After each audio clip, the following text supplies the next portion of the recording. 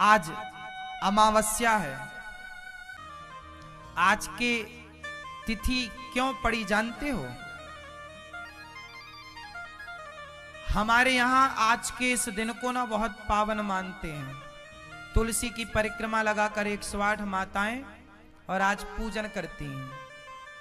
आज का ये व्रत सुहाग के लिए होता है, स्त्रियां करती हैं।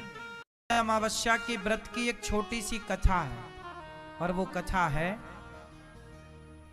कि एक लड़की थी। उसे किसी ने कहा था कि तेरा विवाह होगा तो तू विधवा हो जाएगी, विवाह होते ही तू विधवा हो जाएगी, तेरे भाग्य में वैधव्य योग लिखा है। इस डर से बेचारी वो लड़की विवाह ही नहीं करती थी।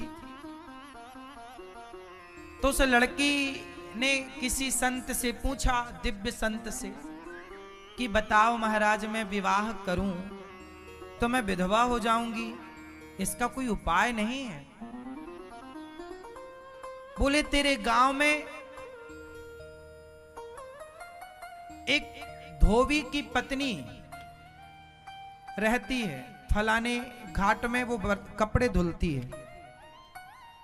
धोबी की पत्नी, धोबी का काम कपड़ा धुलने का, तो पत्नी भी कपड़ा धुल रही है। तो वो जो धोबी की पत्नी है, यदि वो तुझे अपना सुहाग दे दे तो तेरा सुहाग जी जाएगा। सुहाग देने का मतलब जानते हैं क्या होता है? क्या होता है? सुहाग का मतलब पति नहीं, माथे का सिंदूर। कि यहां जैसे मंडप के नीचे भी बुआ लोग माथे का सिंदूर देने की एक रस्म होती है, ये परंपरा कि एक पतिव्रता नारी, एक सुहागन स्त्री अपने माथे का सिंदूर निकालती है और सामने वाले सुहागन नारी के माथे पर लगा देती है। ये एक प्रकार का आशीर्वाद होता है जिससे उस सामने वाली स्त्री के पति की आयु लंबी होती है। ये सुहाग देना बोलते हैं इसको। इसलिए स्त्रियों को हमारे यहां एक छोटा सा और व्रत होता है, सुहागलें होती हैं। सुहागलें जानते हैं? वहां पर सुहागन स्त्रियों को बुलाया जाता है। सुहागन स्त्रियों को भोजन कराने का बहुत बड़ा पुण्य होता है।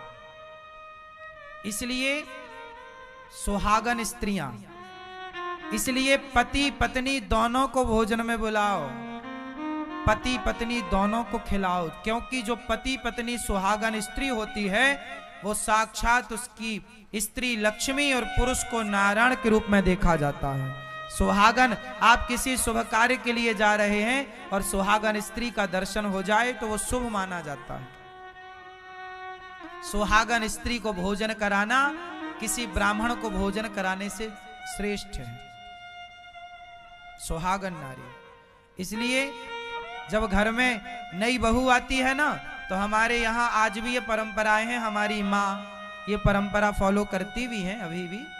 हमारे यहाँ जब विवाह इत्यादि होता है तो गांव की 11 सुहागन स्त्रियों को बुलाते हैं। 11, 21, 51, 101 जो जिसकी क्षमता है, और सभी सुहागन नारियों को बुलाकर उन्हें श्रृंगार का सामान देकर, उनके पांव में माहौर लगाकर, उन्हें उनके सभी मांग में सिंदूर लगाकर और उन्हें मीठा भोजन कराया जाता है। क्या कराया जाता है? मीठा प्रसाद। मीठा विशेष होता है उसमें,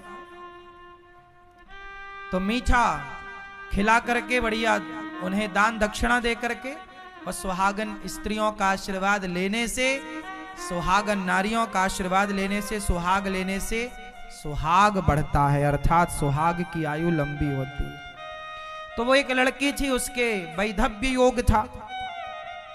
तो किसी ने, संत ने बताया कि जो तुम्हारे गांव में जो धोबी की पत्नी है वो बहुत अच्छी नारी है, पतिव्रता, तुम उसके जाओ, उससे सुहाग लो।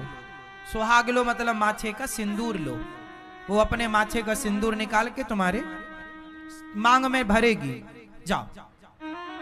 अब उसने जाकर बोला कि बहन, वो संत जी ने ऐसा बताया है, अब बताओ मैं विवाह करती हूं तो मेरा पति मर जाएगा, अब क्या करूं? तो क्या आप मुझे अपना सुहाग दोगी? हाँ हाँ। अब उस लड़की ने विवाह किया, और जैसे ही विवाह किया उसकी भांवर पड़ी, विवाह की रस्म पूरी हुई कि उसके वैधव्य योग था, उसका पति वहीं मर गया। और जैसे ही मरा तो फिर वो धोबी की पत्नी को बुलाया गया, और उसने अपना सुहाग जब दिया तो उसका पति जीवित हो गया। जब जीवित हुआ तो उसका पति तो जीवित हो गया, पर दुर्भाग्य से उसका पति धोबी की मृत्यु हो गई। इसका तो जीवित हो गया, पर उसका खुद का पति सिधार गया। अब वो लगी रोने, अब क्या करें? तब एक संत ने बताया कि तूने दूसरे के सुहाग को जिलाया है तो सोमवती महारानी तेरे सुहाग को जिलाएंगी। तो वो आज के दिन का व्रत बताया कि तुम सोमवती अमावस्या जब सोमवार को आए तो सोमवती अमावस्या कहलाती है। इस दिन जब ये अमावस्या आए तो इस अमावस्या में तुम स्नान करके तीर्थों में, और फिर इस अमावस्या को तुलसी की पूजा करना।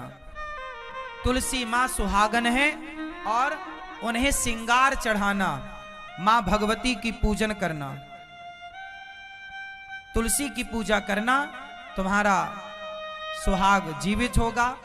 वो लगभग सोमवती अमावस्या की ही ये घटना रही। तो उस दिन उन्होंने पूजा किया, और उस पूजा के प्रभाव से, उनके सच्चे पातिव्रत धर्म के प्रभाव से उसका मरा हुआ पति जीवित हो गया था। तब से ये सुहागन स्त्रियां अपने सुहाग के लंबी आयु के लिए ये व्रत करने की परंपरा है। आज के दिन किया गया पूजन पाठ, आज के दिन किया गया पुण्य का कार्य कई गुना फलदायी होता है।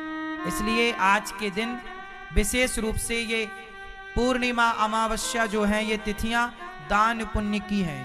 आज दान, देखो, दान करने से हमारे जीवन की दुर्गति मिटती है। दानम दुर्गति नाशनम। जो व्यक्ति दान करता है निश्चित उसके जीवन में जितने अनिष्ट हैं, आधी व्याधि है, सारा समाप्त हो जाती है।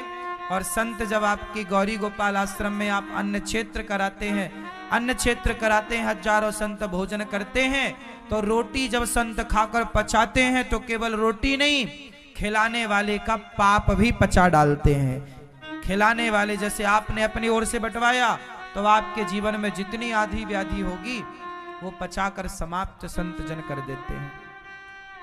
तो गौरी गोपाल आश्रम में जो ये रसोई अन्न क्षेत्र की सेवा है, आप भी एक दिन की सेवा बंटवाइए, आप भी एक दिन की सेवा अपनी ओर से कराइए, आप भी एक दिन का ये लंगर, ये भंडारा अपनी ओर से करा के अन्नदान की सेवा से जुड़िए।